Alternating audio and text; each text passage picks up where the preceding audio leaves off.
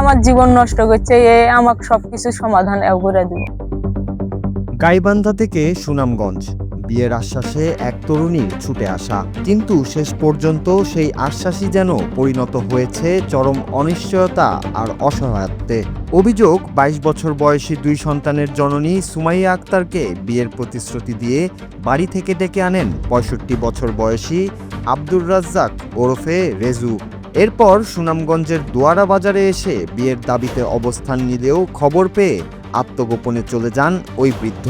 এখন ২ সন্তানকে ফেলে আসা সুমাইয়ার সামনে যেন অন্ধকার ভবিষ্যৎ। তার দাবি, বিয়ের প্রতিশ্রুতি দিয়ে তার সঙ্গে প্রতারণা করা হয়েছে। আব্দুল রাজ্জাকের সাথে পরিচয় আমার মাওনা চৌরাস্তার মধ্যে।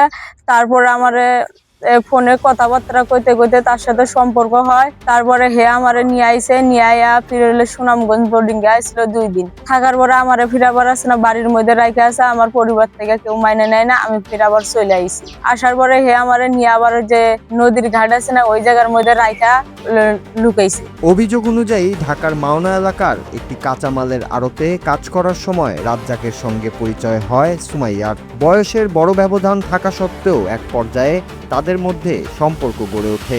সুমাইয়ার অভিযোগ, তাকে বিয়ের আশ্বাস দেন রাজ্জাক।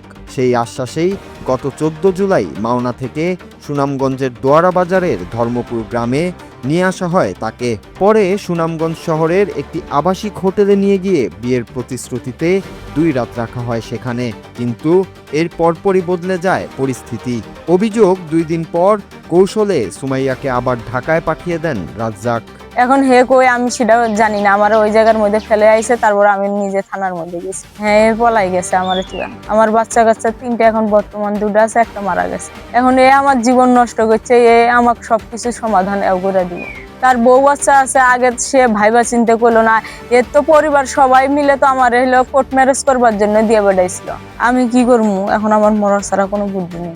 এদিকে বিষয়টি জানাজানি হলে সুমাইয়ার স্বামী ও শ্বশুরবাড়ির লোকজন তাকে আর ঘরে তুলতে রাজি হননি বলে দাবি ভুক্তভোগীর। একদিকে সংসার হারানোর শঙ্কা, অন্যদিকে 2 সন্তানকে নিয়ে অনিশ্চয়তা। এই অবস্থায় সুমাইয়া আবার যোগাযোগ করেন রাজ্জাকের সঙ্গে।